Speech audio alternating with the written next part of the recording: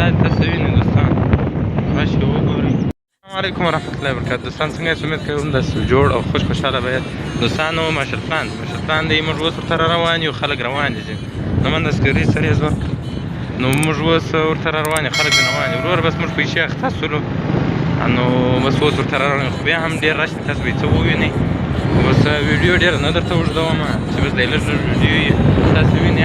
رش دی بیا هم ډېر رش دی، خلک ډېر کوڅوي دي.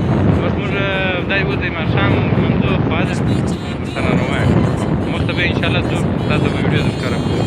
دوستان دغه حال دی په مشرقان کې، دا حال دی. بیا هم څه رش شته، د اختر څلورمه ورځ ده نو څه رش خامخا شته، لږ رش شته. نو موږ راوتلي یو، بس کښېنئ څه کښېناسته څه ورونه راسره دي، راوتلي یو کښېنئ چکر وکړو. تاسو نور څنګه یاست؟ ټول د اختر تېروتنې ټول تاسو وینئ، لایکه دا تاسو وینئ دوستان، راشئ وګورئ.